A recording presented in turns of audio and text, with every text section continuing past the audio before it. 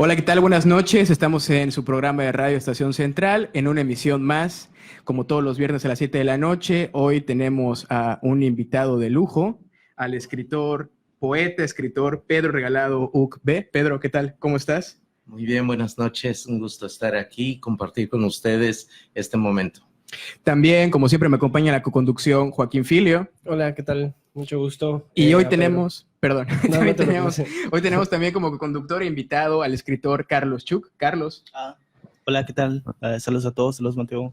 Qué bueno estar con ustedes de nuevo, y después de una ausencia no tan larga, pero bueno, siempre es grato estar con ustedes. Pedro, Colan.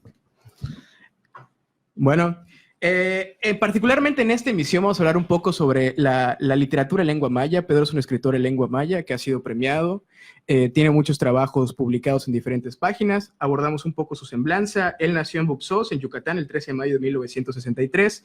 Es licenciado en Educación Media en el área de Ciencias Sociales por la Escuela Normal Superior de Campeche. Fue profesor de Filosofía e Historia desde 1993 en la ciudad de Tikul, Yucatán. Actualmente es profesor de la Escuela de Creación Literaria del Centro Estatal de Bellas Artes, plantel donde también realizó estudios. Es autor de varios poemas y ensayos publicados en revistas, entre las que destacan Revista Sin Fin, Lojarasca, que me parece que es un suplemento de la Jornada Nacional, El Colibrí, Al Pie de la Letra, y también a través de consultorías y talleres en lengua maya acompaña procesos de formación y reflexión en cultura e identidad maya en muchas comunidades originarias de la península de Yucatán. Me gustaría, Carlitos, que comiences hoy abriendo con alguna de las preguntas que habíamos pensado para los bloques, que tenemos pensado para plantearle a Pedro. Sí, claro. Bueno, yo quería comenzar con poniendo un poco de contexto, Pedro, sobre digamos, el resultado de los procesos de colonización que hubo durante, pues ya sabemos, ¿no? La mayoría de nosotros de la conquista y todo eso, ¿no? Entonces, a partir de 2001, 2003, creo que se decreta la Ley de Derechos Lingüísticos, ¿no? Y donde se dice que México tiene su base en una cultura o sociedad plurinacional, creo, ¿no? Pluricultural más que nada, ¿no? Pero todavía cuando platicamos cuando interviene en esto de las dos culturas que hay acá, ¿no? Todavía se dice, cuando se refiere a la lengua maya, si es dialecto, es lengua. ¿Es dialecto, lengua, Pedro? No sé si nos podrías contextualizar. Sí, yo creo que hay mucha gente que por inocencia y otros tal vez por discriminación y racismo dicen que la lengua maya es un dialecto. Debe quedar claro que un dialecto es una forma como se habla cualquier otra lengua, como el español que se habla aquí es un dialecto, como en el Caribe, como también en Argentina es también un dialecto. Entonces, en ese sentido, la lengua maya es un idioma. Ok, no sé si... Bueno, hay otra pregunta que yo tenía pensada, he hablado con otros escritores en lenguas indígenas, particularmente, por ejemplo, con un escritor al que entrevisté hace poco que se llama Uber Matiúa, que es representante de las lenguas Mepaz en la montaña de Guerrero, y él me decía que siempre, intrínsecamente, inherentemente, el proceso de escritura en lengua indígena, por todo la retrospectiva que tienen, siempre amerita una posición, además de escritura, una posición de activista, una posición de rebeldía frente a las instituciones, etcétera. ¿Tú cómo ves esto, Pedro? ¿Sí crees que es inherente el activismo con la escritura en lengua indígena? Yo no creo que sea inherente por la cuestión que se está dando aquí, particularmente en Yucatán.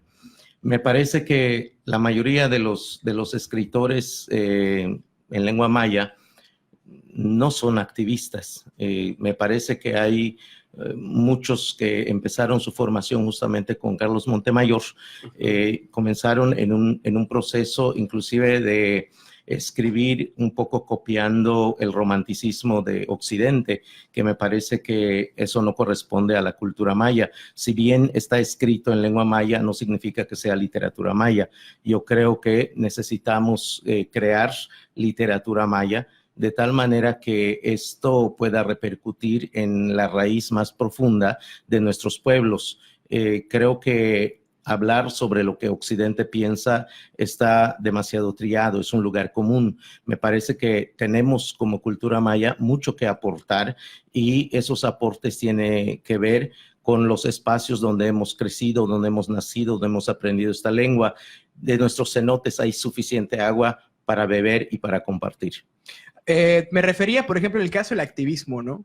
Me decía, por ejemplo, este escritor, yo cómo voy a seguir hablando sobre la milpa, o voy a seguir hablando sobre las tradiciones, si ahorita contemporáneamente tenemos un rezago institucional que ha derivado de la influencia del narcotráfico, en mineras que llegan y se roban nuestros recursos naturales.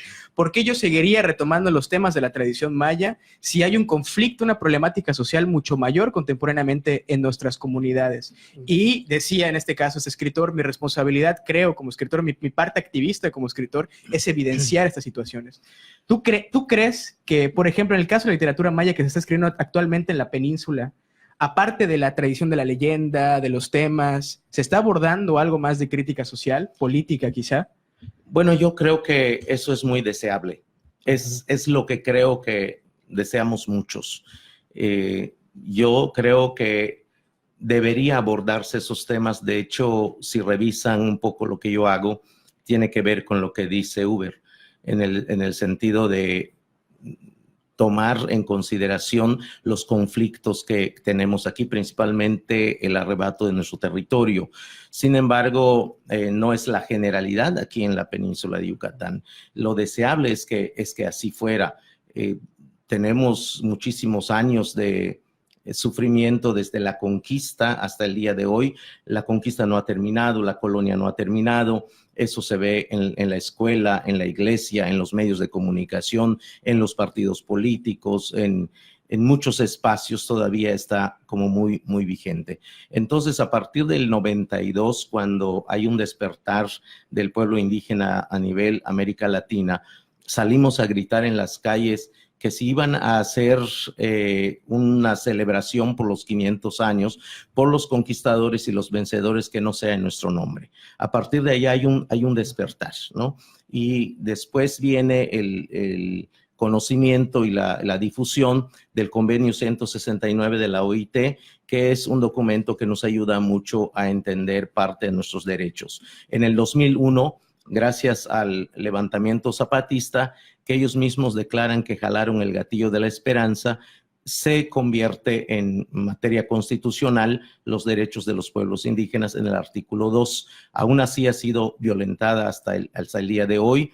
El gobierno de Ernesto Zedillo traicionó estos acuerdos que se habían firmado en San Andrés entre el ZLN y la COCOPA, quitándole el corazón. En lugar de que esa ley dijera que somos sujetos de derecho, pues nos puso que somos sujetos de interés público. Entonces, en este sentido, los que somos mayas y sabemos nuestra historia y queremos reivindicar nuestros valores, tenemos necesariamente que vincular nuestra poesía y nuestro pensamiento con este caminar y con esta reivindicación. Creo que es lo deseable. Ojalá todos lo podamos hacer, porque hay mucho que decir y sobre todo mucho que aportar. Pedro, a propósito de esto que mencionas, me parece interesante. Hace unos minutos mencionabas tú la occidentalización, o sea, que es romántico tratar de imitar, ¿no? Esto es ya una idea descartada. Me interesa mucho, hablando de este papel social, ¿qué papel juega la literatura a nivel de resistencia, tal vez, como ya lo mencionabas, ¿no? Como forma de expresar. Oigan, esto es un lenguaje, ¿no? Esto es un idioma. Entonces, en ese sentido, me imagino la literatura juega un papel fundamental, ¿no? La expresión, el abarcamiento del lenguaje en maya forma una forma de resistencia, tal vez. Yo creo que hasta ahora la literatura maya es apenas una grieta. Es una grieta donde tenemos que picar duro y siempre. Porque no hemos logrado en lo general, con todos los escritores, una orientación, una dirección para darle fuerza. Entonces, hemos hecho una literatura que no ha gustado mucho. Más bien, hay gente que sí es solidaria con nosotros, hay gente que sí tiene un buen corazón, hay gente que sí quiere entender lo que hacemos y se ha acercado. Pero creo que estamos retados, los que escribimos en lenguas indígenas, a presentar algo de mayor calidad, de mayor fuerza.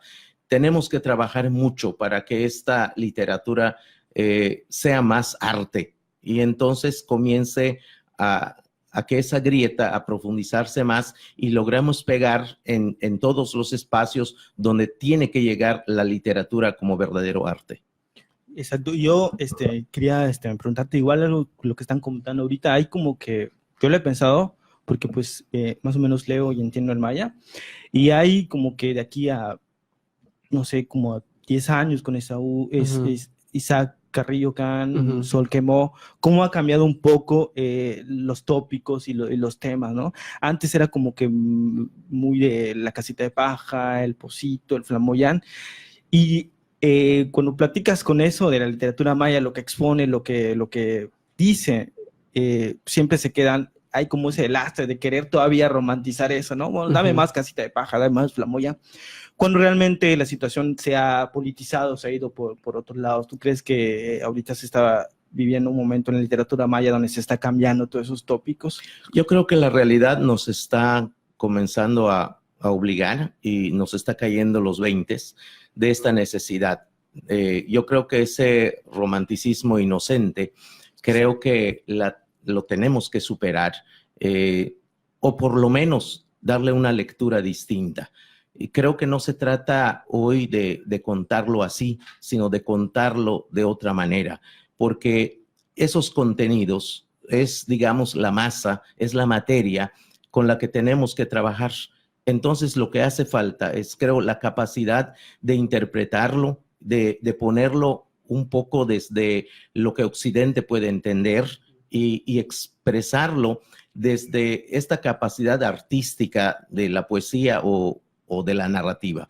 Yo creo que es muy importante. Hoy estamos rodeados de una serie de actividades que nos golpea como cultura. Hoy estamos viendo, por ejemplo, que hay una inmensa avalancha de megaproyectos que llegan a la península de Yucatán desde hace más o menos 10 años y que tienen algo en común, arrebatar nuestro territorio. Y cuando nos arrebatan el territorio, uno de los problemas que tenemos es que con esto se va nuestra lengua, se va también nuestra cultura. Nosotros estamos íntimamente ligados como mayas a ese espacio. La milpa es el lugar donde nosotros aprendemos, esa es nuestra escuela. Ahí aprendemos el nombre de las plantas, ahí aprendemos el nombre de las aves, ahí aprendemos el nombre de las plantas que nos curan, de los árboles. Es nuestra escuela. Si nos quitan eso, entonces vamos perdiendo esto. Sin embargo, hay otros espacios como la ciudad y donde el maya también está. Y el maya tiene que aprender también a considerar esos temas, tiene que considerar otra vez esa nueva forma de vivir y convertirla también en poesía y convertirla también en una narrativa artística. Eso es el reto que hoy tenemos. Yo creo que está comenzando a darse. Hay nuevos escritores que me parece que comienzan a darse cuenta. Hoy tenemos un tren que nos están imponiendo, que me parece que ninguna comunidad maya dijo queremos un tren. Tenemos megagranjas porcícolas y los mayas dijimos no los queremos. Tenemos parques eólicos y fotovoltaicos que están destruyendo miles de hectáreas de montes. No dijimos que lo queremos, ahí están. Y bueno, ahí está el famoso turismo de alto impacto que también está robando nuestros cenotes, nuestras zonas arqueológicas y una serie de valores que tenemos. Entonces, esto tiene que convertirse también en literatura y tiene que ser una voz que suene y suene fuerte. Claro, y también eso de que dices de los megaproyectos y los parques fotovoltaicos es una cosa que pues debe interesar a todos, ¿no? Hay una cosa como 15 días salió un meme, estuvo girando en Twitter, en Facebook, acerca de un árbol, un flamboyán que se tumbaron allí por la alemán, ¿no? Y todo ese hubo como que se viralizó y el ayuntamiento y todo eso, ¿no? Y se preocupan por un árbol, pero realmente eso pasa en la ciudad aquí, ¿no? Es una visión un poco diferente cuando estos megaproyectos con los parques fotovoltaicos vienen a tumbar un montón de hectáreas, ¿no? Y son muchos árboles. O sea, hay como una desinformación también, ¿no? Y agregar que también se trata de un hecho trágico en el caso del nuevo gobierno, que por ejemplo, haciendo una relación con lo que sucedió con el PRI lo que hizo fue tomar a los mayas como una pancarta publicitaria, ¿no? A costa de poner a 4 o 5 mayas en una pancarta y decir que estaban dando programas sociales, querían fomentar que había una especie de reivindicación de apoyo a los sectores marginales, ¿no? Ahora el nuevo gobierno llega supuestamente a terminar con esto y sale este nuevo proyecto de infraestructura que es el Tren Maya, que no tiene hasta el momento ningún solo aval medioambiental, ningún solo aval de consulta popular tampoco real de las comunidades. Pero previo a eso, el presidente manda una carta al gobierno de España exigiendo que pidan perdón por la conquista. ¿Tú crees que esto de alguna forma palia algo en la situación de los pueblos originarios? Yo creo que esto termina por avergonzarnos, porque justamente el problema que estamos teniendo con estos megaproyectos tiene que ver con una hipocresía pública y publicada, lamentablemente también de la mayoría de los medios que han bailado el sonido de las monedas que les tiran desde el palacio, ¿no? Yo creo que es importante que cada quien tome su parte en este tipo de cosas. Hay una hipocresía fuerte que se da porque tiran un árbol y bueno, todo el mundo se alarma, pero los miles que se tiran justamente en los ejidos y en el interior del estado o en los pueblos donde la gente sí los valora, pues el gobierno no dice nada. Nosotros como Asamblea de Defensores del Territorio Maya, Muchichimbal, hemos dado la batalla y hemos parado proyectos. Paramos, por ejemplo, el famoso ASPI y les ha dolido muchísimo que nosotros hayamos logrado cancelar ese acuerdo de sustentabilidad por la península de Yucatán, que es así como le llaman. Y bueno, paramos ahorita el proyecto fotovoltaico de Valladolid y estamos parando el de San José Tipqué en Muna. Y esto nos ha costado muchísimo porque el gobierno está de acuerdo junto con los empresarios y se han violado una serie de leyes y dentro de eso nuestros derechos como pueblos indígenas y están haciendo este tipo de desarrollos que finalmente va a impactar en contra de nuestra cultura, en contra de nuestras formas de vida, de organización y de mirar el mundo.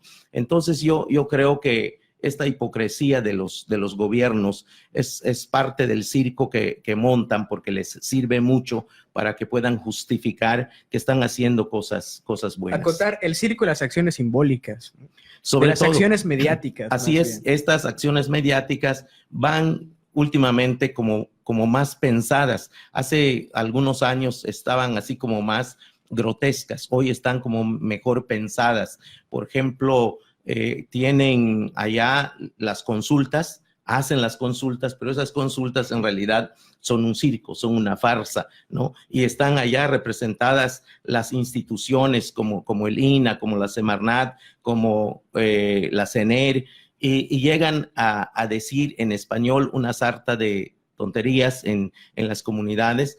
Para empezar, la gente no entiende un lenguaje tan técnico que se habla de energías renovables, por ejemplo, ¿no? Y bueno, lo dicen en español, pero llevan a una persona que habla maya, del Indemaya, que no entiende nada sobre el tema de las energías y dice cualquier tontería en maya también. Entonces, esto está bien preparado para justificar y decir, no, si estuvieron las instituciones aquí, los atendimos, llevamos a una persona para hablar en maya, pero eso es hipocresía. Y por si fuera poco, han preparado también una serie de grupos que hoy se denominan gubernaturas indígenas y que están repartiendo bastones de mando a la derecha y a la izquierda y al centro, que no es más que un ridículo, ¿verdad? De esta gente que se ha prestado porque sabe que aquí hay dinero. Y el fondo de este asunto es justamente la justificación de todos estos megaproyectos que se están montando en nuestro territorio. Hablamos de un circo donde dentro de los símbolos de las personas indígenas se trata con una persona que, como tú dices, da un bastón de mando, lo que sea, que encarna al pueblo originario, ¿no? Y así como sucedió eso durante la toma de protesta de la actual administración, también ahorita que hay un conflicto migratorio, va otra persona que dice, yo represento a todos los pueblos originarios de Tijuana. ¿Cómo es posible que una sola persona, que en gran medida no se sabe quién es, o a quiénes representa, hable por el resto de los pueblos originarios, ¿no? Sí, una falta de democratización absoluta, ¿no? Lamentablemente eso es lo que ha pasado. Siempre nos han salido representantes, curiosamente nunca los hemos elegido, nunca nos han preguntado, exacto. Es más, ni los conocemos. Entonces resulta que salen y uno muy famoso que se llama Filiberto Kuchan, que ha andado de acá para allá y se ha fotografiado con todo el mundo allá arriba, y viene diciendo que es el representante de los pueblos indígenas, ¿no? Y este ridículo bastón de mando, que no es más que una prótesis de la quebrada forma política que hacen. Pero además no es una cosa, digamos, particular de la cultura de acá, justamente ¿no? eso iba yo a decir. ¿no? De entregar ese bastón para nosotros es una cuestión ajena, completamente ajena. No tiene que ver con parte de la lógica nuestra cultura maya en la península. No tiene nada que ver con eso, ¿no? Entonces, además, esos símbolos son importados y los quieren poner porque así conviene y les ayuda mucho mediáticamente.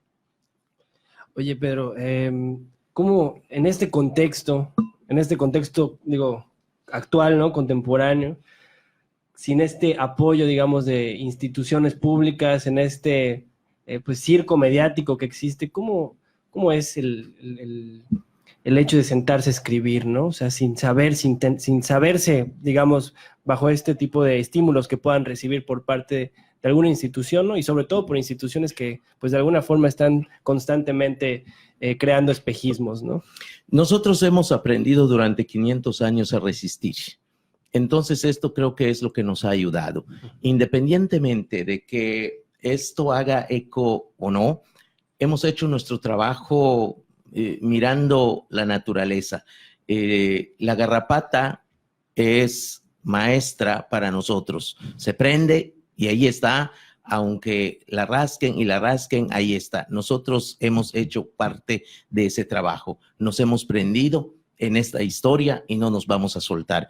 Por eso cantamos, por eso escribimos, por eso hablamos, por eso nos defendemos jurídicamente, por eso nos defendemos socialmente, por eso nos informamos entre sí, independientemente de los medios de comunicación oficiales o grandes. Nosotros también nos apropiamos de las redes sociales para comenzar a hacer nuestro trabajo hormiga de ir comunicándonos. Hoy, por ejemplo, en mi muro he publicado un artículo sobre lo sagrado que tienen nuestros árboles, que no están contemplados en los estudios de manifiesto de impacto ambiental que hacen los especialistas que manda el gobierno, donde dicen, por ejemplo, bueno, sí encontramos un nido de pájaro en este lugar, pero lo agarramos y lo reubicamos en otro lugar para que el pájaro no salga lastimado. Yo no sé en qué universidad haya estudiado ese biólogo o ese pajarero, porque debes saber que si tocas un nido, el pájaro no regresa. Pero de ese tamaño están estas barbaridades que dicen los impactos de estudio ambiental. Hay que recalcar que las mías, los manifiestos de impacto ambiental, son hechos por despachos de auditores ambientales generalmente privados, ¿no? Claro, y los paga la empresa. Y los paga la empresa y asimismo los paga el gobierno, ¿no? Así es. Entonces, y es curioso porque muchas veces son jóvenes que salen de las universidades, que apenas están terminando y están buscando trabajo. Entonces, el trabajo que encuentran en ese lugar van y bueno, acceden y les pagan porque pues es una oportunidad de empleo. Lo digo porque me ha tocado hablar con al menos una de ellas y me dijo, yo soy culpable de esto, hice un manifiesto de impacto ambiental así y me da vergüenza. No, yo te digo, yo soy biólogo, estudio biología, ¿no? Estoy por titularme todavía. Yo tengo amigos que recién salidos de la carrera han tenido que derivar en estos auditorías, despachos de auditores ambientales y no puedo decir nombres, no puedo decir quiénes, ¿no? Pero una buena parte dicen que se justifican datos a propósito, ¿no? Claro. Por el bien de la empresa, ¿no? Claro. Se valida información. Hay tantas especies en realidad, no hay tantas especies en realidad. Y la muestra objetiva de las cadenas tróficas, del porcentaje de la biomasa de cada especie, no son reales, ¿no? Claro. Es una cosa muy peligrosa. Hasta ese momento hablábamos sobre la posición que tienen los escritores en lengua indígena, cuál es la situación contemporánea en literatura en lengua maya en el estado, en la ciudad de Mérida. Y pues bueno, Carlos, ¿tú tenías algún comentario al respecto, no? Pues sí, yo quiero preguntarle a Pedro cómo es la situación actual de la crítica hacia la literatura maya, porque... o su crítica quizá también. La crítica que se hace hacia la literatura maya. En la pasada Filey estuve en la presentación de dos poemarios, no recuerdo el nombre de la otra escritora, pero eran dos mujeres, y una sí, que era la hija de Feliciano Sánchez Chan, que es Alejandra Sánchez se llama, y editó, creo que lo editó el ayuntamiento, dos poemarios. La característica de esos poemarios es que eran monolingües, o sea, no tenían traducción en español, y a mí me pareció pues interesante, porque generalmente la crítica que se hace, la poca crítica que se hace sobre la literatura maya siempre la hacen los académicos, los mayistas, por decirlo de alguna forma. Pero desde el español, pero ¿no? desde la traducción en español, Ujú. pero esto me pareció digo, interesante, porque ahí uno obliga a leer los trabajos, la creación, la creatividad, el pensamiento, la literatura maya desde su esencia, que es pensado desde su lógica. Y no sé, ¿cómo ves esa Destacaros, es decir, la persona desde la academia analizando en español no conceptualiza una cosmogonía ni una identidad. Exacto. Entonces, ¿cómo es la crítica ahora? Eso es como que algo innovador. Y también, ¿cómo ves? Hay lectores en este momento, hay gente que tiene esa tradición, esa lengua materna del maya, que está aprendiendo a leer también. Y ¿cómo ves? ¿Están interesados en hacer la crítica? Algo que nos pudieras hacer, visto desde la visión maya, desde la tradición maya. Sí, hay algunos esfuerzos muy interesantes en ese sentido, aunque la crítica como tal formalmente no la tenemos. Es decir, no hay ensayos escritos donde podamos ver ese tipo de crítica. Hay una crítica, me parece hasta ahora tímida, que se da en los pasillos, o se da en ciertos encuentros, o se da de repente en la presentación de los libros, alguna cosa así. Pues todavía estamos empezando, ¿no? Y creo que es bueno, es parte del proceso. El hecho de que se publique en maya solamente me parece formidable, es lo mejor que se puede hacer.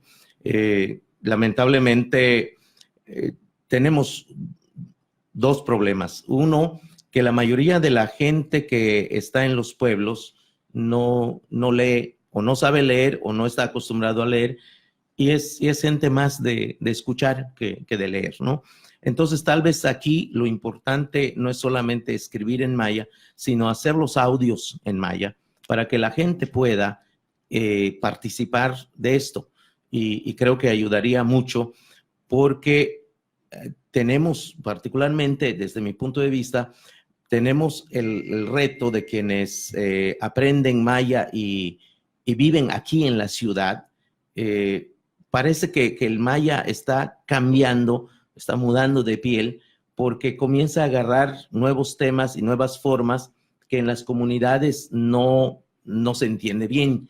Yo creo que sería importante que pongamos atención a lo que dicen las comunidades, porque es allí donde está esa cultura milenaria, donde está esa raíz. No debemos perder de vista eso. No estoy en contra de que la lengua vaya creciendo y se vaya cambiando. Esto es normal en todas las lenguas vivas, que tienen que ir modificándose porque está en movimiento siempre, entonces va cambiando de piel, y eso está bien, pero es importante que tomemos en consideración esa riqueza que tienen las comunidades. Por eso, si no leen, tal vez hay que hacer audios para que ellos puedan participar de esto, ¿no?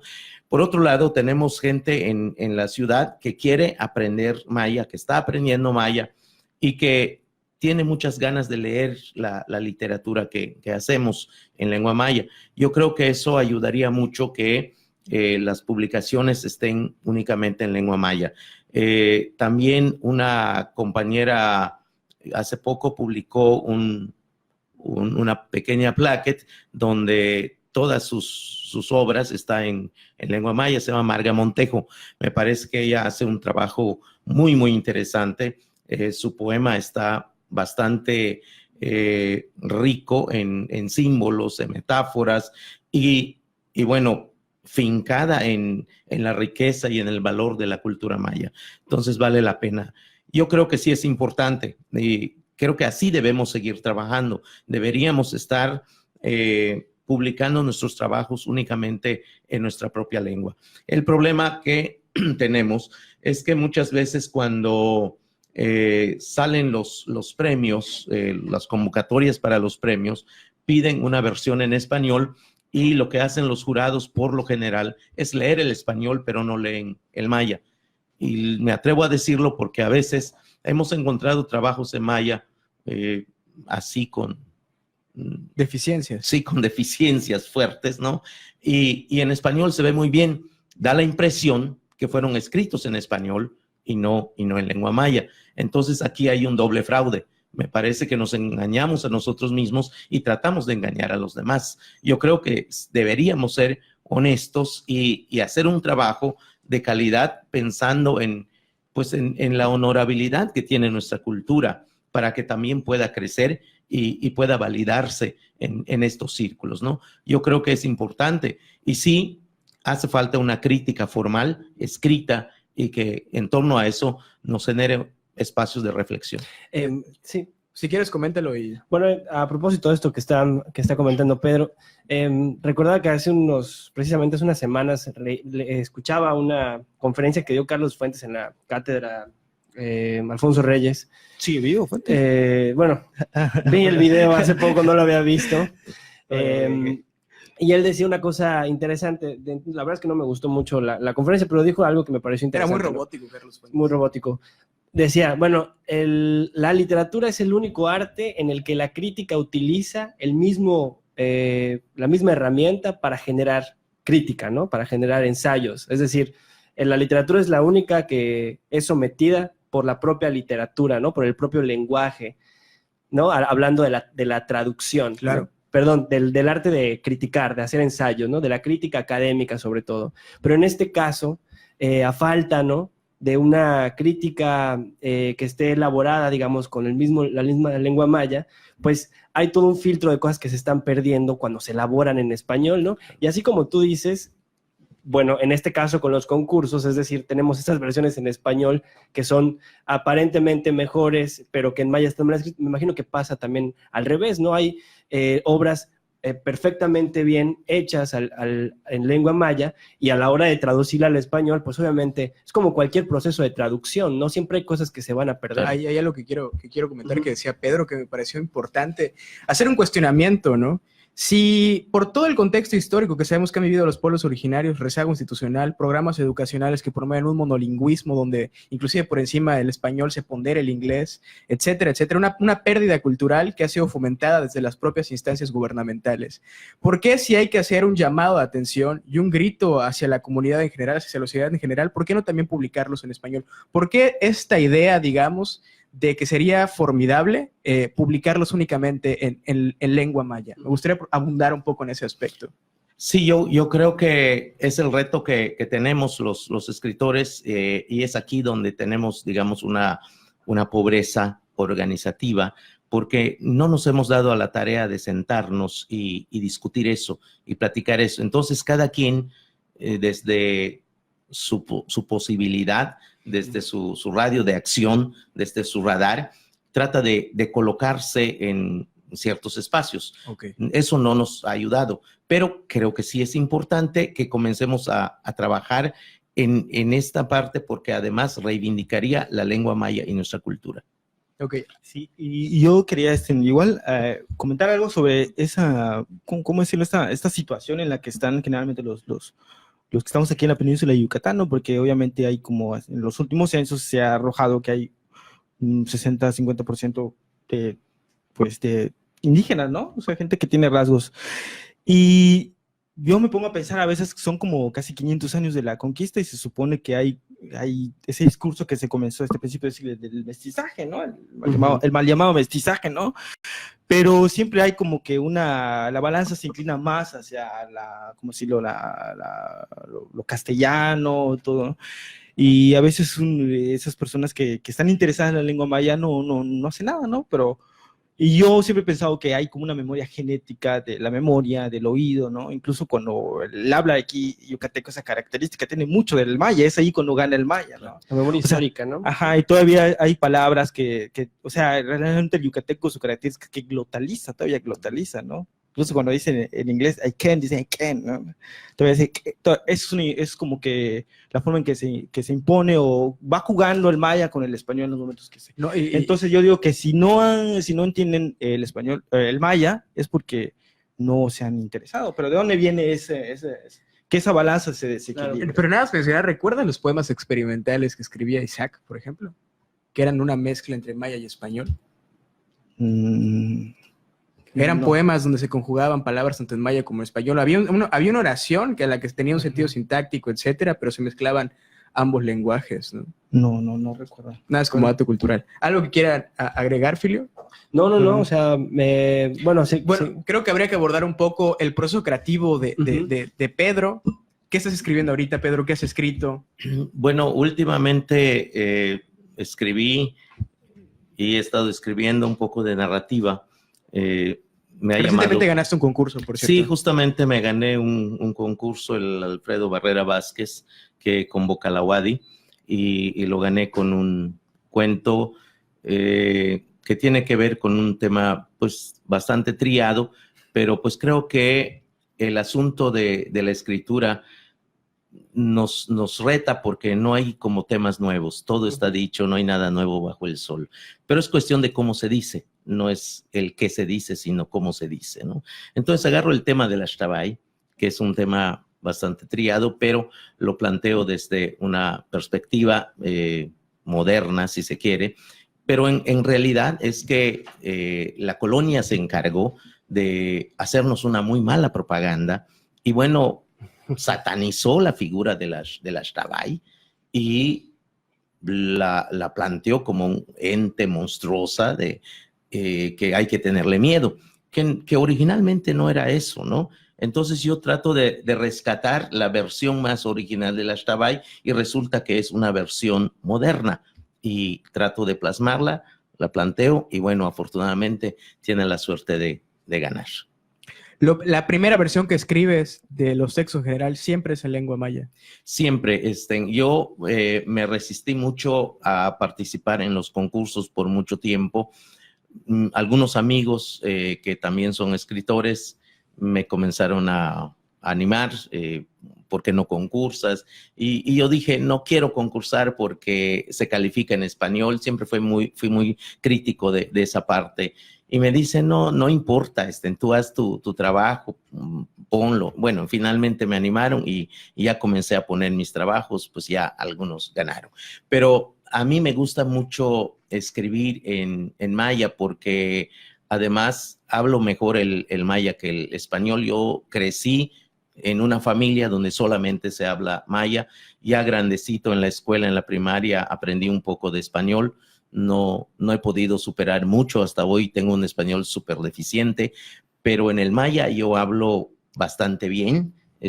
Yo creo que el dominio que tengo de la lengua maya, pues me ayuda mucho a entender no solamente la cuestión de la lingüística, sino también del pensamiento más profundo de la cultura maya. ¿Te alcanza, es una pregunta, ¿te alcanza el español para traducir al maya? No, para nada. Yo tengo un problema grave con el español. Creo que ha sido parte de mi tropiezo porque trato de decir las cosas en español que he escrito en maya y de plano no puedo. Está muy feo como me queda. Siempre termino mal. Me molesta mucho porque es un español súper deficiente y no corresponde absolutamente a lo que yo quiero decir en lengua maya. A ver, Carlos, Joaquín. Y yo quería comentar acerca de eso a la hora de escribir en maya, ¿no? Porque pues yo estoy estudiando un poco de lengua maya y a mí algo que me pareció muy interesante es la parte de lo sensorial, ¿no? Porque siempre es del oído, la vista, el tacto, el gusto, ¿no? Y como en el maya existe como que el mirar, el wulik, ¿no? El wuyik, el escuchar, pero no hay el sentir, ¿no? O sea, no hay en sí un concepto, algo que te... Entonces simplemente es el auxiliar, es el wuyik, ¿no? O sea, cuando dicen bishku wuyik, o sea, cómo se siente, o sea, es cómo se escucha la tradición, la traducción literal, ¿no? Cómo se escucha, pero en sí no hay el ser o estar, simplemente dentro de esa visión, de esa cosmovisión, de ese universo, se construye así. Es como una especie de sinestesia que existe, ¿no? Y eso de la sinestesia es una cotidianidad en el habla, ¿no? Cuando... En el maya tenemos algunas palabras que que por lo menos yo no sé cómo se dice en español. El ol, que es una palabra muy usada entre nosotros, yo no le encuentro traducción. Yo no sé cómo se pueda decir, porque para que alguien lo traduzca necesita entender qué es lo que queremos decir con esa palabra en maya. Y como dice John Berger, para poder hacer una traducción no es suficiente con dominar 2 lenguas, se necesita dominar 2 culturas, ¿no? Y es aquí donde está el problema. Yo no domino la cultura occidental, entonces no la puedo decir. Y así hay muchas cosas que no nos alcanza. El ol nos sirve para 20,000 cosas, ¿no? Se puede traducir como alma, como espíritu, como ánimo, como llorar, como reír, como emociones, como, en fin, no hay una palabra para eso. Pero esa también tal vez es la gran virtud de la lengua maya, ¿no? La cantidad increíble de acepciones que puede tener una sola forma de expresar un objeto, por ejemplo, una sensación, ¿no? Sí, claro, definitivamente como la lengua maya es una lengua originaria, entonces está como muy nutrida de 2 cosas, de lo gutural, de lo onomatopéyico, porque muchos de los cantos de los pájaros son palabras nuestras, ¿no? Muchos ruidos de los animales son palabras nuestras. Entonces, eso es una cuestión de origen, pero si uno estudia un poquito el tema de la lingüística, se da cuenta que todas las lenguas originarias son así. A mí me impresionó cuando leí el libro de Michel Foucault, que se llama Hermenéutica del sujeto, y que hace un estudio profundo del español. Trabaja, por ejemplo, con la palabra democracia, y te das cuenta que el origen de eso también fue así. Entonces dices, está muy chévere, porque las lenguas originarias pues están basados en lo que oímos, en lo que vemos, en las formas que tiene. Es casi el estado natural de un lenguaje, ¿no? Exacto, es el estado natural de un lenguaje. Entonces, en el maya, cuando comenzamos a hablar, nos imaginamos 20,000 cosas con una palabrita, claro, que en el español no nos alcanza para decir. Es demasiado rico cuando uno lee en maya, y cuando tratas de traducir, dices, no, eso quise decir, no alcanza para más. Pero a lo mejor alguien que es muy bueno en español podría hacerlo. Es por eso que parte de una de las cosas que yo creo necesario es que escribamos solamente en maya y que haya gente especializada en traducir nuestras obras. Claro. Y que eso permita acercarse a lo que nosotros de verdad queremos decir. No, y subrayar dictámenes de concursos literarios donde se aborde y se permiten los textos en lengua maya que se analicen directamente en maya. Así es. Y que sean dictaminados. Y que sean dictaminados por maya. Escritores en lengua maya, ¿no? Hay algo que me interesó mucho, Pedro. Tus lecturas formativas, supongo que están divididas en 2 ramas lingüísticas, ¿no? ¿Cuáles podrían ser tus lecturas formativas en lengua maya, así como tus lecturas formativas del canon occidental? Bueno, en realidad, yo creo que no leí en maya. Yo leí en español siempre, porque no conocí obras en lengua maya antes de empezar en la literatura. Yo tengo poco tiempo en la literatura. Yo empecé estudiando libros así medio feos, todos relacionados con el marxismo y con la economía política. Entonces vengo de una tradición poética así, también, ¿no? Pues me metí, por ejemplo, a leer el Capital. Que es sumamente poético el Capital. Bueno, por eso, ¿no? Claro. Y bueno, por muchos años leí eso, y hasta que en el 2007, pues es bastante reciente, en el 2007 sufro una decepción, que entendí finalmente por qué somos pobres y por qué nos marginan, por qué la sociedad se comporta así contra nosotros, pero también descubrí que no tiene remedio. Entonces dije, pues a la fregada, yo no puedo seguir leyendo estas cosas, no tiene una solución. ¿Qué voy a leer? Y pues decidí leer literatura y empecé a leer a José Saramago, El Evangelio según Jesucristo. Okay. Porque me llamó la atención porque, bueno, mi primera licenciatura fue en teología. Tengo una licenciatura en teología. Y bueno, pues leí mucho a gente como Leonardo Boff, a Juan Luis II, a José Tamayo, a esa gente de gran nivel en la teología de la liberación. Y luego hice estudios de sociología en Costa Rica y bueno, tuve la oportunidad de estudiar con gente como Francine Lammert y esas vacas sagradas en ese caminar, ¿no? Y bueno, cuando termino todo esto, pues me llama la atención el Evangelio según Jesucristo de Saramago. Es un exégesis, ¿no?, de la interpretación bíblica. Así es. ¿No? Y fue mi primer libro que me abrió la puerta para leer literatura en el 2007. A partir de ahí, no volví a agarrar esos textos feos hasta hace cosa de, bueno, en la Filey me atreví a comprar un paquete de 5 libros de filosofía otra vez para desempolvar algunas cosas, pero pues todo lo que leí desde el 2007 para acá ha sido literatura, por lo general novelas. Y me ha gustado muchísimo porque por lo menos si la novela o el cuento o la poesía no te soluciona nada, por lo menos te alegra la belleza que tiene. Y podríamos decir que quizá refiriéndonos a las partes estructurales de la narrativa occidental, sí las retomas para tu literatura en lengua maya, ¿no? Bueno, las técnicas creo que no es propiedad de nadie, ¿no? Las técnicas ahí están, eso es como la metodología, no es propiedad de nadie, ahí están, uno las agarra, las usa y bueno. Las deforma, ¿no? Sí, las compones o las recompones, las construyes, las deconstruyes y ahí están. Es cuestión. Justamente por eso es arte, porque uno tiene la capacidad de reconstruir. Es más, la cuestión de lo que mencionabas, por ejemplo, el occidental está más ligado a los temas, tal vez, ¿no? Sí, la cuestión occidental yo creo que está en los temas, pero en las formas, claro, eso es universal. Bueno, tenemos que cerrar ya esta emisión. De hecho, nos pasamos un poquito. Quedarnos con esto de que las supuestas estructuras occidentales no son propiedad de nadie, todo se puede reinterpretar, ¿no? Bajo los propios parámetros de identidad y de cosmogonía, etcétera, etcétera. Un placer, Pedro. Gracias por haber venido. Muchas gracias por la invitación. Creo que ha sido una de las mejores emisiones. Sí. Te agradezco mucho, Carlos, también Gracias, haber venido, Joaquín. No, gracias. Como siempre, cada viernes aquí, de impertinente, ¿no? Sí. Sí. Y pues bueno, muchas gracias. Fue un programa más de Estación Central. Nos vemos el próximo viernes a las 7 de la noche. Hasta luego.